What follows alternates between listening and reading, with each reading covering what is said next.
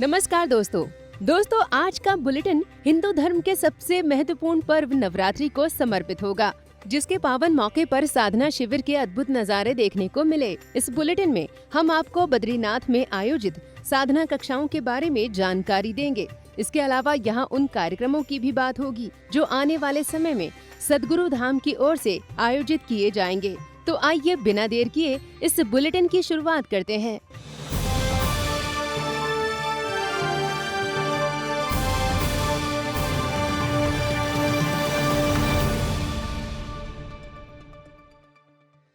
दोस्तों बात सबसे पहले धरती का बैकुंठ कहे जाने वाले बद्रीनाथ की करते हैं। दरअसल बद्री विशाल की धराधाम पर आयोजित हुए साधना शिविर का अब समापन हो चुका है। 22 सितंबर से शुरू हुए इस कार्यक्रम के दौरान स्वर साधना, प्रेम साधना और कुंडलिनी साधना की कक्षाएं देखने को मिली, जहां देश विदेश के कोने कोने से आए साधकों को सद्गुरु के सानिध्य में साधना करने का अवसर प्राप्त हुआ। वहीं इस शिविर के दौरान शामिल हुए लोग राम धुन में भी लीन दिखे।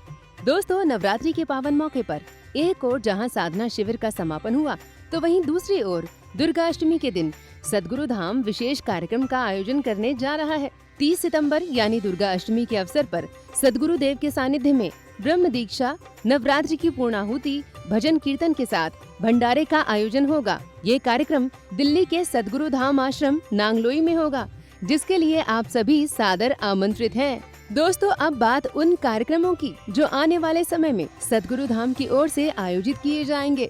दरअसल 31 अक्टूबर से सद्गुरु का आगमन राजस्थान की धराधाम पर होने जा रहा है। इस दौरान सद्गुरु 2 नवंबर तक राजस्थान के कोटा आश्रम में प्रवास पर रहेंगे। इस मौके पर ब्रह्म दीक्षा सत्संग के साथ सद्गुरु के आशीर्वचन के कार्यक्रम भी होंगे। वहीं दोस्तों दिसंबर के इस महीने में सद्गुरु का प्रगटो दिवस मनाया जाएगा। ये उत्सव न केवल सद्विप्र समाज बल्कि उन सभी के लिए विशेष महत्व रखता है जो किसी न किसी तरीके से सद्गुरु से जुड़े हुए हैं, क्योंकि 8 दिसंबर को सद्गुरु का 76वां जन्मदिन है। इसलिए जो साधक आज के समय के सद्गुरु के जन्मदिन का साक्षी बनना चाहते हैं, वे स्क्रीन पर दिए गए नंबर पर संपर्क कर सकते हैं। तो दोस्तों इस साल के अंत में आयोजित हो रहे इन कार्यक्रमों की शुरुआत 6 दिसंबर से ही हो जाएगी, जिनका समापन 8 दिसंबर को सद्गुरु के जन्मोत्सव के साथ होगा। वहीं 6 और 7 तारीख को सद्गुरु कबीर सेना और सद्विप्र समाज सेवा का सम्मेलन होगा। इसलिए यदि आप सद्गुरु धाम से जुड़े हैं या इस संस्था से जुड़कर